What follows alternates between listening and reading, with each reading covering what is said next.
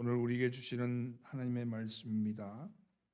신약성경 히브리서 12장 14절로 16절입니다.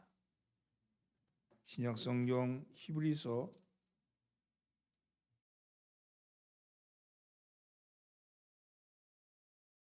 12장 14절로 16절의 말씀을 한 목소리로 봉독합니다. 모든 사람과 더불어 화평함과 거룩함을 따르라. 이것이 없이는 아무도 주를 보지 못하리라. 너희는 하나님의 은혜에 이르지 못하는 자가 없도록 하고 또 쓴뿌리가 나서 괴롭게 하여 많은 사람이 이로 말미암아 더럽게 되지 않게 하며 음행하는 자와 혹 한 그릇 음식을 위하여 장자의 명분을 판 에서와 같이 망령된 자가 없도록 살피라. 아멘. 할렐루야. 오늘도 예배에 참여하신 여러분들을 환영합니다. 옆에 있는 사람 인사 나누시죠. 잘 나오셨습니다. 앞뒤로 인사하면서 은혜 받읍시다. 오늘은 우리가 두려워할 것은 이라는 말씀의 제목을 가지고 함께 은혜를 나눠보고자 합니다. 사탄이 지배하는 도시의 모습은 어떤 모습일까? 미국의 유명한 설교가였던 도널드 그레이드 반 하우스는 사탄이 지배하는 그런 도시의 모습을 다음과 같이 설교했습니다. 사탄이 한 도시를 장악하면 그 도시는 모든 술집은 문을 닫을 것입니다. 음란물도 사라질 겁니다. 깨끗한 거리에는 서로 웃음을 먹은 사람들이 차고 넘칠 것입니다. 저주와 악담도 사라질 것입니다. 아이들은 어른들에게 공손히 말할 것이며 어른들은 아이들에게 부드러운 눈길을 줄 것입니다. 교회에는 매주일 문전성시를 이룰 겁니다. 모든 일에 문제가 없이 순조롭게 진행될 것입니다. 그런데 교회에서는 그리스도가 선포되지 않을 것이며 교회는 더 이상 죄니 십자가니 하는 혐오스러운 말이 사라질 것입니다. 사탄이 지배하는 도시에는 그리스도가 없는 기독교, 예수의 피가 없는 교회, 더 이상 희생이나 헌신이 요청되지 않는 교인의 생활, 이것이 바로 사탄이 지배하는 도시입니다. 이렇게 얘기를 했어요. 그레이 반 하우스는 이것이 사탄이 지배하는 그런 도시의 모습이 될 것이라고 얘기합니다. 그리스도가 없는, 구세주가 없는 그런 도시, 그것이 사탄이 지배하는 도시다. 눈에 보이는 것에 연연하면서 하루하루 즐겁게 살아가는 것, 그것이 사탄이 지배하는 도시다. 그것이 사탄이 원하는 도시다. 이렇게 얘기하면서 이 도시는 더 이상 하나님을 두려워하지 않는 도시가 될 것이라고 이야기합니다. 사랑하는 성도분, 근데 사실 저는 오늘 살아가는 그리스도인이 꿈꾸는 교회가 어쩌면 그리스도가 없는 기독교가 아닌가 하는 생각이 들 때가 있습니다. 예수의 피가 사라진 말씀, 그리고 예수의 희생과 예수의 헌신이나 이런 것들은 다 도덕적인 교훈으로 되어버린 그런 말씀들, 이런 것들이 이 시대를 이끌어가는 말씀이 아닌가 하는 생각이 듭니다. 오늘의 교인들은 하나님의 간섭이 없는 신앙생활을 하기를 꿈꾸고 있지 않는가 하는 그런 생각이 들 때가 있습니다. 그리고 실제로 수많은 그리스도인들이 하나님이 없는 신앙생활, 종교생활을 즐기고 있다는 사실입니다. 하나님을 두려워하지 않는 신앙, 하나님을 두려워하지 않는 신앙생활은 재앙입니다. 온전한 신앙생활은 하나님을 두려워하는 마음으로부터 그것이 전제될 때 생기는 것이죠. 하나님을 두려워하는 마음이 없는 신앙생활을 한다고 말하는 사람들은 신앙생활이 아니라 종교생활이며 교양생활에 불과하다는 겁니다. 이것은 결국 하나님을 망령되게 이끄는 일이 될 것이요, 나중에는 이것으로 말미암아 심판을 받게 될 것이라고 말씀하죠. 신앙생활을 어떻게 잘해야지 처음부터 잘하는 사람은 아무도 없을 겁니다. 신앙생활 시작하면서 이렇게 해야지 이런 사람이 없겠죠. 그래서 사도 바울은 갈라디아 교인들을 향하여서 너희가 이같이 어리석으냐, 성령으로 시작하였다가 이제는 육체로 마치느냐. 성령에 의해서 신앙생활이 시작이 되는 거예요. 믿음은요, 우리가 시작하는 게 아니고 성령이 믿어지게 하는 역사를 통해서 믿어진 겁니다. 그래서 성령으로 시작한 거예요. 그런데 그렇게 성령으로 시작했던 신앙생활을 내가 내 방식을 만들어가면서 인간적인 생활로 만든다는 거예요.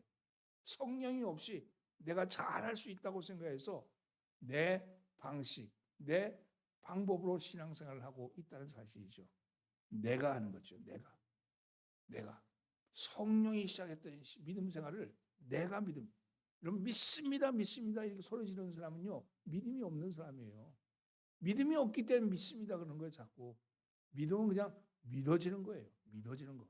여러분 믿어지는 역사가 일어나길 예수님으로 축원합니다.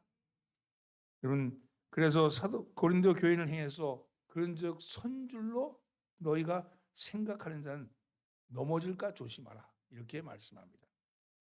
오늘 본문은 어떻게 신앙생활을 해야 하는데 어떻게 신앙생활을 하는지 무엇을 두려워해야 하는지 이 말씀을 하고 있는 거예요. 우리가 신앙생활을 하면서 무엇을 두려워해야 할까? 우리가 경계해야 될 것, 두려워해야 될 것이 무엇인가에 대한 말씀을 오늘 주고 있습니다. 14절에서 16절 말씀을 함께 봉독합니다. 모든 사람과 더불어 화평함과 거룩함을 따르라. 이것이 없이는 아무도 주를 보지 못하리라. 너희는 하나님의 은혜에 이르지 못하는 자가 없도록 하고 또 쓴뿌리가 나서 괴롭게 하여 많은 사람이 이로 말미암아 더럽게 되지 않게 하며 음행하는 자와 혹 한 그릇 음식을 위하여 장자의 명분을 판 에서와 같이 망령된 자가 없도록 살피라. 너희는 돌아봐라. 너희는 돌아봐라. 이 돌아보라는 말씀은요, 이것은 계속해서 지켜보고 감찰하다는 말씀이에요. 이것은 시제를 보면 능동태 분사형으로서 계속 하는데 그냥 하는 게 아니라 적극적으로 이걸 한다는 의미를 가지고 있습니다. 공적인 목회 사역을 의미하는 것이 아니라 이것은 그리스도인 개개인이 서로를 돌아보라는 것을 의미하죠. 그러면서 세 가지에 대해서 두려움을 이야기를 던지고 있습니다. 첫째는요, 하나님의 은혜에 이르지 못한 것을 두려워했어요. 하나님의 은혜 받지 못한 것, 하나님의 은혜를 받지 못하고 있는 것에 대해서 두려워하라고 말씀합니다. 너희는 돌아보아 하나님의 은혜에 이르지 못하는 자가 있는가 두려워하고 이렇게 말씀합니다. 다른 사람과 똑같이 예배를 드리는데 어떤 사람은 은혜를 달게 받는데 어떤 사람은 은혜가 전혀 임하지 않습니다. 같은 시간, 같은 장소, 같은 예배를 드리는데 은혜를 받지 못하는 사람이 있는가 하면 은혜를 받는 사람이 있다는 거예요. 그 은혜 받지 못하는 사람은 누구 때문일까요? 결국은 은혜 받지 못하는 것은 자기 자신의 때문이죠. 은혜 받지 못하는 걸 두려워해야 돼요. 같은 공간, 같은 곳에서 하나님의 말씀이 오면 그 말씀이 나에게 은혜가 돼야 되는데 은혜가 되지 않는다는 거예요. 은혜가 되지 않는 것에 대해서 두려워하라고 말씀합니다. 왜 은혜가 되지 않습니까? 하나님과 나 사이에 막힌 뭔가가 있기 때문이죠. 하나님이 부어주시는데 왜 나에게는 은혜가 오지 않을까? 하나님과 나 사이에 막힌 뭔가가 있기 때문에 그렇다는 겁니다. 하나님과 나 사이에 막힌 게 뭘까? 14절 말씀은 그 말씀하는 거예요. 모든 사람과 더불어 화평함과 거룩함을 쫓으라. 여러분, 화평함과 거룩함을 쫓으라. 이것이 없이는 아무도 주를 보지 못하리라. 주를 본다는 것은 하나님과 함께 한다는 거 아니겠어요? 주를 보는 것, 주님과 함께 한다는 것, 그게 은혜입니다. 주님이 보여질 때 은혜가 되는 거지요. 은혜의 통로는요, 두 가지를 전제하고 있는 거예요. 그것이 바로 뭐냐? 화평함과 거룩함입니다. 하나님과 나 사이에 화평함이 없으면, 하나님과 나 사이에 화평함이 없으면, 하나님과 나 사이에 화평함이 없으면 은혜가 되지 못하는 거죠. 모든 사람과 더불어 화평하라고 말씀합니다. 사람과 사람 사이에 화평을 이루는 것이 은혜 받는 첫 번째 조건이에요. 이웃과 관계를 잘 이루어야지 하나님과의 관계도 잘 이루어진다는 거예요. 친한 사람, 편한 사람과 화평하는 것은 누구나 할 수 있죠. 모든 사람과 화평하라 그럽니다. 이 말씀은요, 친한 사람, 좋아하는 사람만 화평한 게 아니라 싫어하는 사람, 너를 미워하는 사람, 내 원수된 사람도 화평하라고 그렇게 말씀합니다. 여러분, 이것은 믿는 사람의 선택사항이 아니라 필수 조건입니다. 이것이 없이는 하나님을 보지 못한다는 거예요. 원수를 사랑하지 않으면, 날 미워하는 사람을 사랑하지 않으면 나는 하나님을 보지 못한다는 겁니다. 어떤 사람은 원수를 사랑할 수 없노라고 말합니다. 자기는 그럴 수 없다고 얘기합니다. 그런데 그 사람은 하나님 앞에 이렇게 또 불평합니다. 하나님, 왜 내 기도는 응답이 없어요? 왜 내 기도는 응답이 없어요? 이렇게 소리를 지릅니다. 여러분, 자신은 하나님의 명령을 따르지 아니하면서 하나님은 내 요구를 받아줘야 한다고 얘기하는 게 얼마나 이기적인 겁니까? 하나님이 먼저 말씀하시잖아요. 모든 사람과 더불어 화평해라. 그러면 네가 날 볼 것이다 얘기합니다. 내 기도가 응답되지 않는 이유가 뭐냐? 그는 더불어 화평하지 않기 때문이다. 이렇게 뒤집어 얘기할 수도 있는 거죠. 사랑하는 성도는 열심히 기도했는데 아무리 간구해도 아무리 살펴봐도 문제가 없는데 이건 다 이루어져야 되는데 왜 나는 안 될까? 이렇게 생각하면 돌아보세요. 내가 미워하는 사람이 없는지, 화평하지 못한 일이 없는지를 살펴보셔야 합니다. 기도의 응답이 되지 않고 똑같은 시험이 반복적으로 일어난다면요, 매주일 내가 은혜를 체험하지 못한다면요, 내가 지금 하나님과의 관계는 바른데 이웃과의 관계에 문제가 있으면 그 문제가 하나님을 보지 못하게 하는 이유가 된다고 말씀합니다. 구체적으로 나의 원수를 하고 생각하는 사람을 사랑하고 있는가? 내가 미워하는 사람, 내가 아직까지도 풀지 못한 원한이 있는가 살펴보시라는 거예요. 그리고요, 그것을 해결하셔야 합니다. 원수를 사랑하는 일은 선택사항이 아니라 필수사항이며 원수를 사랑하지 못한다면 여러분 아직도 젖먹이의 신앙에 불과합니다. 먼저 용서하는 일은요, 원수와 화평을 이루는 가장 지름길입니다. 용서하면 사랑할 수 있습니다. 용서하면. 그 용서는요, 누구를 위해서 용서하느냐면 저 사람을 위해서 하는 게 아니라 나를 위해서 하는 거예요.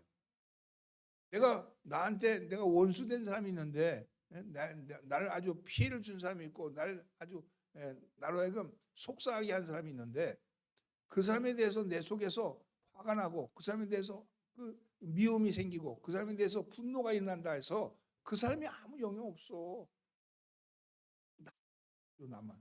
내 영혼이 상하는 거고 내 몸이 아픈 거고 내 정신이 문제가 되는 거고 내가 하나님과의 관계의 교통이 막히게 된다는 거예요. 거기서 막는 게 아니라 내 안에서 막고 있다는 거예요. 내 안에 막고 있는 걸 뚫어야 되지 않습니까? 그러면 사랑하셔야 합니다. 원수는 하나님이 갚아주신대요. 네가 그렇게 원망하는 것, 그렇게 문제하는 걸 하나님이 갚아주신대. 너는 그냥 잊어라. 너는 용서해라. 그냥 버려라. 그걸 붙들고 앉아있지 말고 내려놓아라. 이렇게 말씀하는 겁니다. 로마서 12장 17절로 19절 말씀은 바로 그 말씀을 하고 있습니다. 아무에게도 악을 악으로 갚지 말고 모든 사람 앞에서 선한 일을 도모하라. 할 수 있거든 너희로서는 모든 사람과 더불어 화목하라. 여기도 보면 모든 사람 계속 강조하잖아요. 그러면서 내 사랑하는 자들아 너희가 친히 원수를 갚지 말고 하나님의 진노하심에 맡겨라. 기록하였으되 원수 갚는 것이 내게 있으니 내가 갚으리라. 주께서 말씀하시니라. 하나님이 갚으신답니다. 하나님이 해결하신답니다. 오늘 여러분 하나님께 맡기시는 여러분이 되시기를 예수님으로 축원합니다. 두 번째는요, 하나님과 모든 사람과 화평한 일이라면 은혜 받지 못하게 되는 이유가 뭐냐? 거룩함이 없기 때문에. 따라서 거룩함을 쫓으라는 겁니다. 은혜 받았다고 큰 소리 치고 나서는 거룩함이 없으면 그 사람은 거짓 은혜예요. 우리는요, 행복을 추구하는 게 아니에요. 이 세상 사람들은 행복을 추구하는, 그리스도가 없는 교회, 사탄이 지배하는 도시, 그 도시의 궁극적인 목표는 행복이에요. 행복.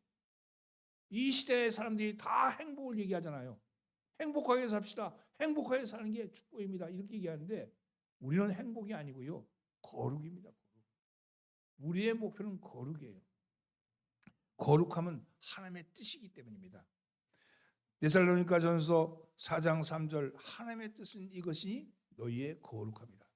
하나님의 뜻이 우리의 거룩함이라고 말씀합니다. 은혜는 거룩함을 쫓아가려고 발버둥 치는 사람, 은혜는요, 거룩함에 대해서 갈망하는 사람에게 주어지는 겁니다. 내가 거룩하게 살아야지. 내가 다른 사람과는 다르게 살아야지. 내가 세상 사람과는 다른 관점으로 살아야지. 이렇게 생각하는 사람에게 하나님이 은혜를 부어주시는 거예요. 그리스도 안에 있는 사람은 새 사람을 입으라 그러는데 그 새 사람은 거룩하심으로 입은 새 사람입니다.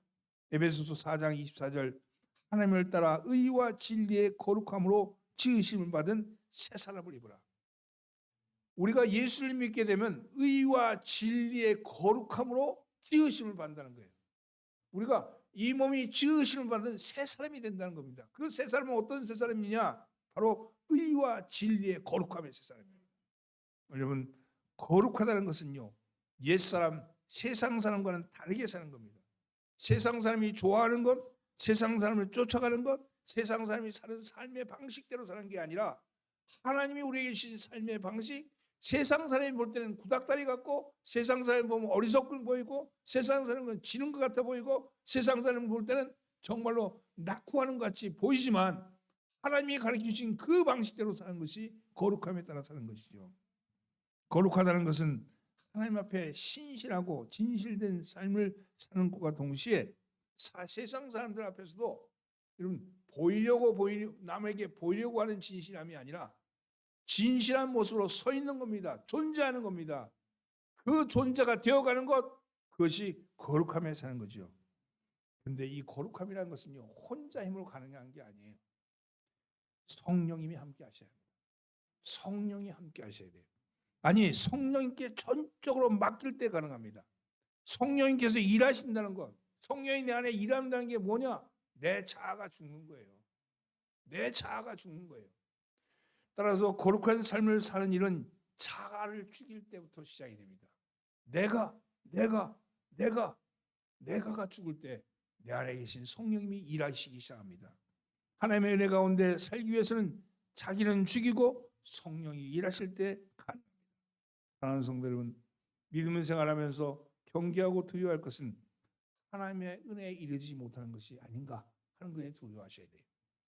설교 말씀을 들으면서 하나님이 은혜가 내게 이르렀다는 걸 아는 그 방법은 뭐냐? 여러분, 오늘 설교하는 목사님 말씀이 내 말씀이구나, 나를 향한 말씀이구나 하는 걸 느끼게 될 때 성령의 만지심이에요. 나를 향해서 하시는 거구나, 나를 깨우치시는구나, 나한테 어떻게 저런 말씀이 나한테 꼭 맞는 말씀이 있고 이렇게 고백할 때 하나님의 은혜의 문이 열리는 거예요. 근데 반대로 목사님은 꼭 설교 예화 들 때마다 꼭 내 얘기하고 앉아 있어. 어떻게 저렇게 표적 설교를 하고 앉아 있어? 이렇게 될 때는요, 은혜에 이르는 것이 아니라 은혜를 거부하는 거죠. 여러분, 이거는 하나님의 은혜를 이르지 못하는 것이 아니라 이것은 분노를 쌓게 되는 일이 될 것이라고 성경은 말씀합니다. 사랑하는 성도는 연약한 인간에게 하나님께서는 때를 따라 도우시는 은혜를 주시는 분이십니다. 세상을 감당할 능력은 부족한데 하나님의 은혜마저 끊어진다면 혼자서 발버둥 치다가 그냥 죽어가는 게 인간 아니겠습니까? 포도나무가 가지에 붙어 있을 때 영양분을 공급받고 열매를 맺습니다. 영양분이 없으면 가지는 말라 죽고 마는 거죠. 사랑하는 성도는 은혜가 바로 영양분입니다. 성도는 하나님의 은혜를 공급받지 못하면 우리의 영은 말라 죽고 마는 거예요. 날마다 주시는 은혜를 사모하며 하나님의 은혜가 내게 임하기를 원합니다. 은혜가 어떤 모습으로 일할까? 내 안에 뭐가 일어나요? 감사. 두 가지. 감사. 또 하나는 뭐예요? 기쁨. 내 속에서 말할 수 없는 기쁨. 하나님이 나와 함께 하셨구나. 어떤 어려움을 당했는데 그 어려움을 당하는 수에 세상 사람들 어떻게 그런 일을 당해? 어떻게 그렇게 그런 일이 너한테 일어나? 막 이렇게 호들갑을 떨 때 내 안에는 뭐가 있냐? 그럼에도 불구하고 하나님이 나를 도우셨구나. 감사합니다. 감사합니다. 하나님 나 감사합니다. 이것이 오늘 내 속에서 일어날 때 하나님의 은혜가 솟는 거죠. 오늘 사랑하는 성도는 은혜가 있기를 예수만 축원합니다. 옆에 있는 사람 인사하면서 은혜 받읍시다. 두 번째는요, 쓴뿌리가 나는 것을 두려워하셔야 됩니다. 내 안에 쓴뿌리가 올라오는 걸 두려워하셔야 돼요. 쓴뿌리가 나서 괴롭게 하고 많은 사람이 이로 말미암아 더러움을 입을까 두려워하고 쓴뿌리가 나는 것을 두려워하라고 말씀합니다.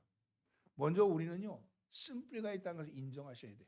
우리 안에 쓴뿌리가 있는 것을 인정하셔야 돼요.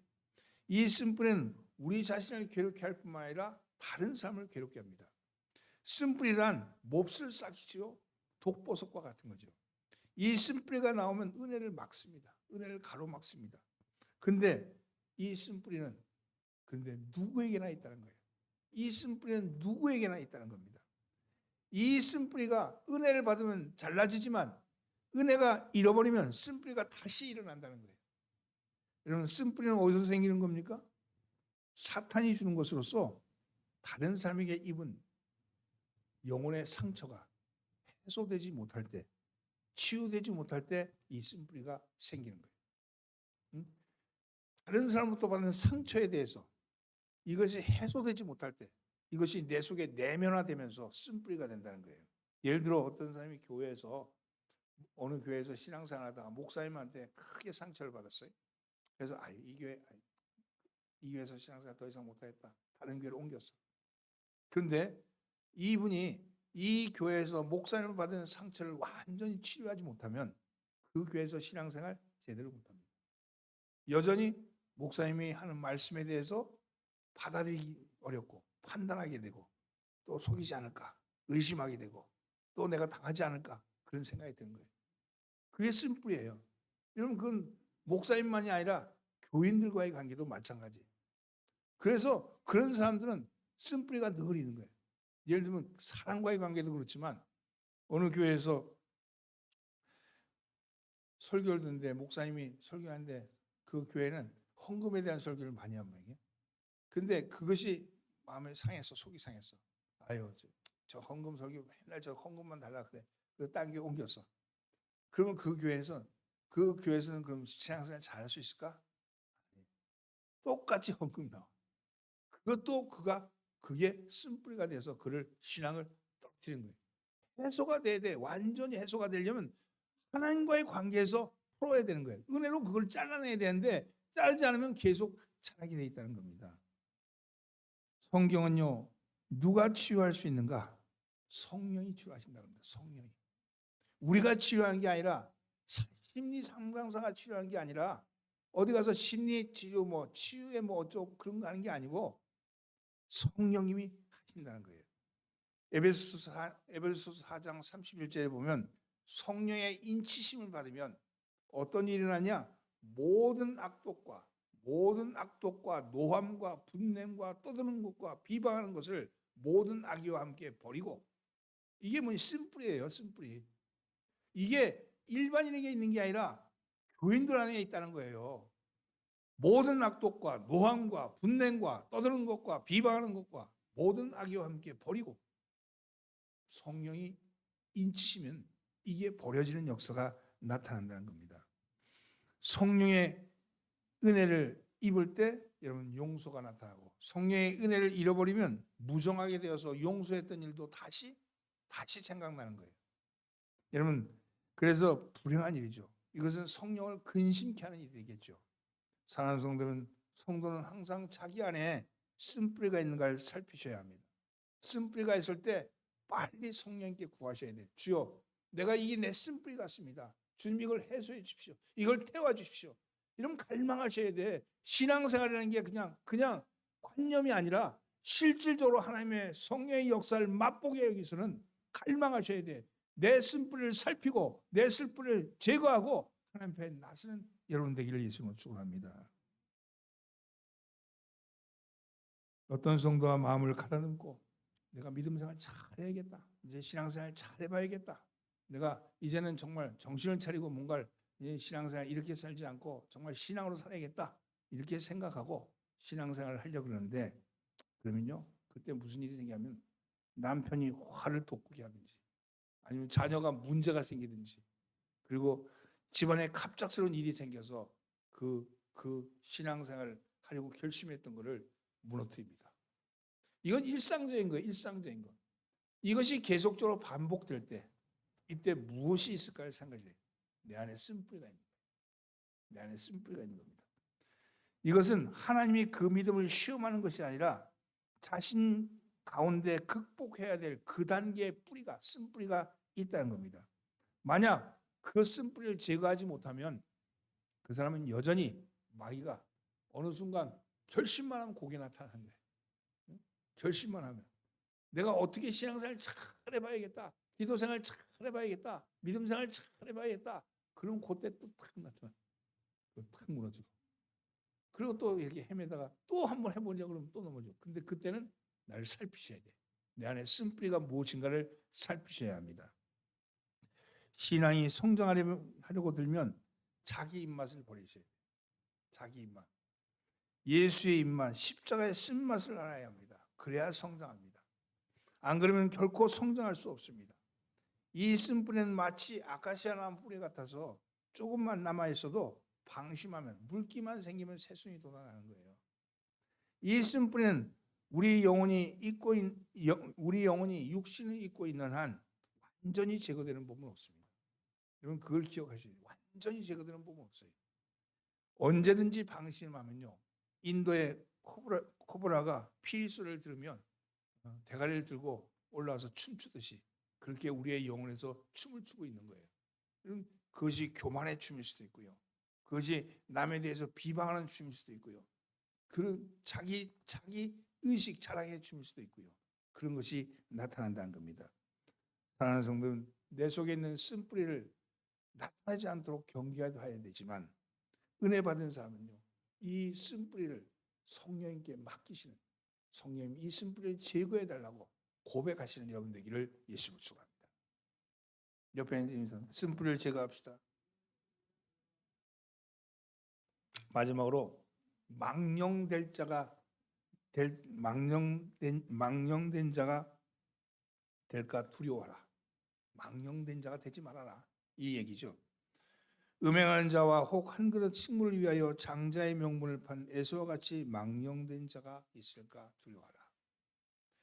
이 망령되다는 말에 해당되는 이 헬라어는 베벨로스인데, 귀중한 것으로 여기지 않고 천대하는 행동이나 생각, 이것이 망령이라고 얘기합니다.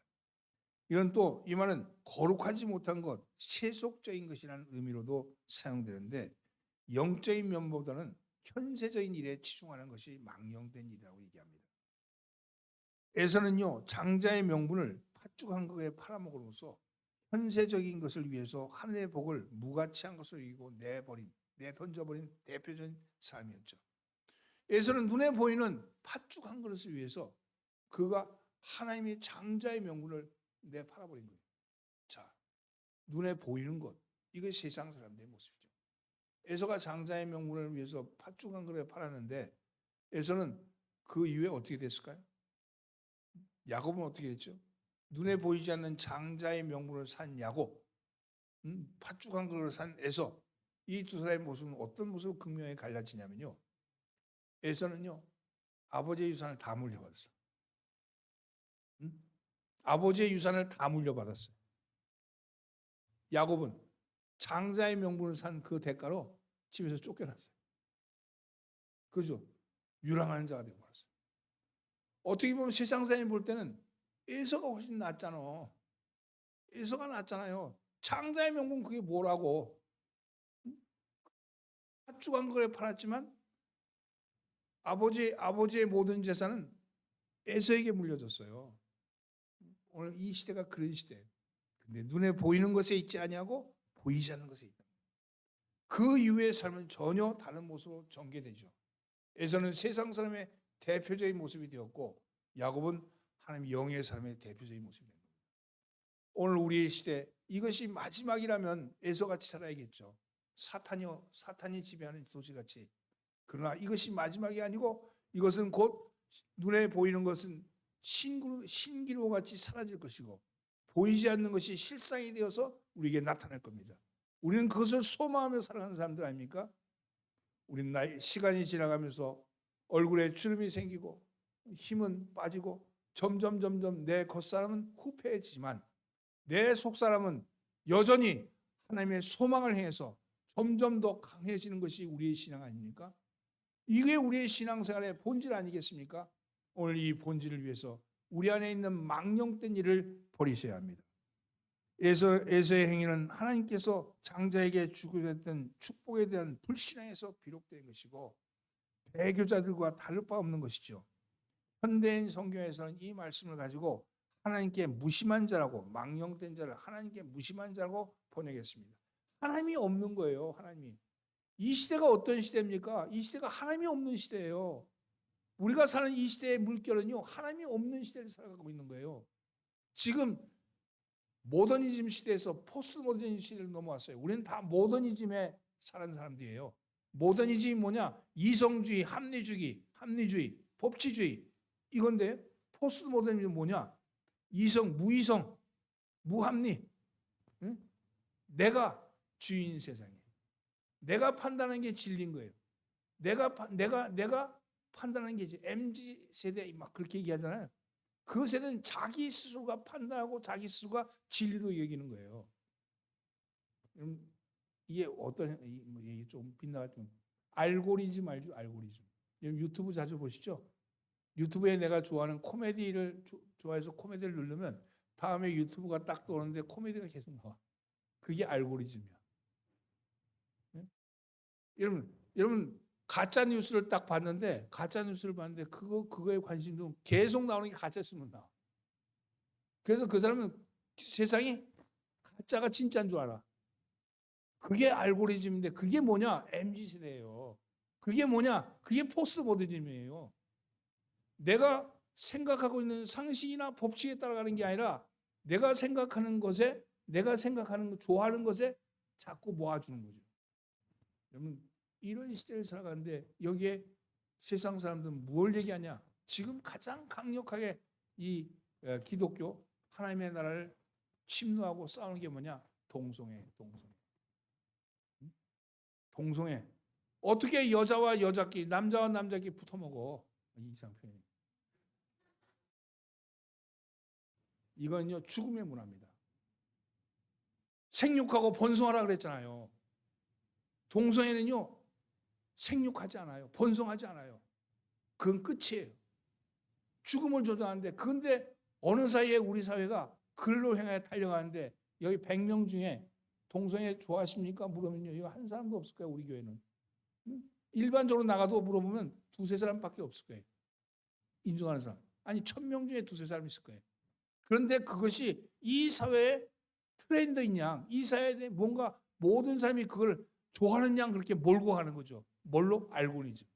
그게 뭐냐? 그게 포스트 모더니즘. 포스트 모더니즘은요. 사탄이 만든 마지막 이 시대를 때리는 그런 사상입니다. 그런데 이런 것들에 대해서 우리는 잘 모르죠.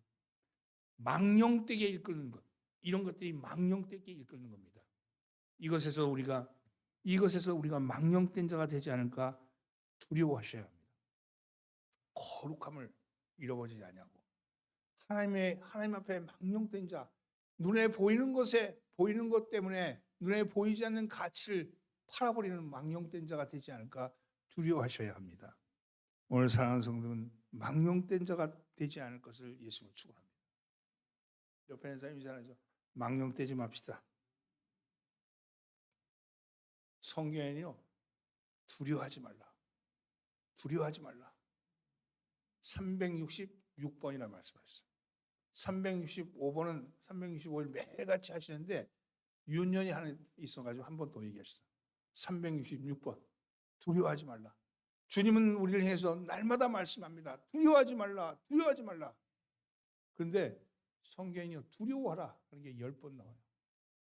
10번 나왔는데 오늘 3번이 바로 그 말씀입니다. 10번 중에 3번의 말씀이 이 말씀이에요. 하나님의 은혜에 이르지 못했는 것을 두려워하라. 하나님의 은혜를 받지 못하지 않을까? 하나님의 은혜 받지 못하지 않을까? 이걸 두려워하라. 하나님의 은혜를 잃어버리지 않을까? 이걸 두려워하라. 두 번째는 내 안에 쓴뿌리가 일어나지 않을까? 내 안에 쓴뿌리가 날 지배하지 않을까? 이걸 두려워하라. 그리고 망령된 자가 될까? 두려워하라. 여러분 우리 속에 가치 있는 것으로 이기지 아니하는 것, 진정한 가치를 잃어버린 것, 가치 없는 것에 내 마음을 몰입하는 것, 이것들이 다 망령된 일 아니겠습니까? 여러분 주님이 두려워하라는 것에 대해서 두려워하고 세상에 대해 두려워하지 말 것, 여러분, 이외에는 다 두려워할 필요 없어요. 세상은 우리를 아무리 질병으로 죽음으로 우리의 모든 걸 몰아간다 할지라도 두려워할 이유가 없습니다. 왜냐하면 주님이 나와 함께 하십니다. 주님이 함께 하시는 여러분들은 세상에서 두려워하지 아니하고 내 안에 일어나는 정말로 하나님의 은혜를 잃어버리지 아니할까, 쓴뿌리가 일어나지 아니할까, 내가 망령된 자가 되지 않을까, 이것에 대한 두려움을 갖기를 예수님을 축원합니다. 기도합니다. 여러분, 통성으로 기도할 때 하나님, 우리에게 주님 치유의 역사를 주시옵소서. 아픈 부위를 만지시면서 간절히 간구하면서 통성으로 기도합니다. 하나님 고쳐주옵소서. 간절히 기도합니다. 주여, 사랑의 하나님, 오늘도 주의 은총과 능력이 함께할 믿사오니 주의 보혈로 우리의 죄악을 도말하여 주시고 주의 은혜로 세상으로부터 유혹으로 이기게 하여 주시기를 원합니다. 믿음이 아니고는 아버지의 사랑을 느낄 수 없사오니 선택받고 부름받은 저희들이 연약한 믿음을 강하게 하여 주시옵소서. 불평과 불만 대신에 감사가 있게 하여 주시고 부정과 낙심보다는 기도와 찬양이 있게 하여 주시고 거룩한 뜻을 받아 감사함으로 하나님의 이른 지식에 이른 저희들 되게 하여 주옵소서. 인내와 경건으로 하나님의 사랑을 더하게 하여 주옵소서. 주여, 이웃과의 관계에서 믿음과 경건한 삶을 보임으로 아버지의 그리스도인의 증거가 되게 하여 주시옵소서. 우리 교회가 날마다 부흥하게 하여 주시고 성장하게 하여 주시고 하는 나라를 확장케 하여 주시옵소서. 삶의 무게에 눌린 저희의 연약한 어깨를 굳세게 하여 주시옵소서. 어떠한 무거운 짐도 너끈히 지킬 수 있는 힘을 주시옵소서. 불안과 염려로 두려진 마음을 만져주시고 용기와 소망을 갖게 하여 주시옵소서. 주님, 오늘 이 시간 아버지 주님의 거룩한 이름을 의지하여 기도합니다. 암세포에 눌린 사람들을 고쳐 주시옵소서. 굳어가는 폐를 회복시켜 주시옵소서. 하나님의 숨이 잘 쉴 수 있게끔, 호흡이 잘 이루어질 수 있게끔 은혜 베풀어 주시옵소서. 흔들리는 몸을 잡아주시고 어눌한 말을 고쳐 주시옵소서. 당뇨와 고혈압과 만성질환을 깨끗이 고쳐 주시옵소서. 부러진 뼈는 붙게 하여 주시고 연결과 신경이 회복되게 하여 주시옵소서. 신장과 심장이 고침받기를 원합니다. 수술한 부위는 쉬 아물게 하여 주시고 척추를 바로잡아 주시고 어깨와 가슴을 두르는 근육이 풀어지게 하여 주옵소서. 하나님, 불면증이 고쳐지게 하여 주시옵소서. 불안과 고통이 사라지게 하여 주시옵소서. 생명의 구주이신 예수 그리스도의 권세로 모든 질병을 제압하여 주시옵소서. 능력이 하나님의 이름으로 간절히 기도드리옵나이다. 아멘.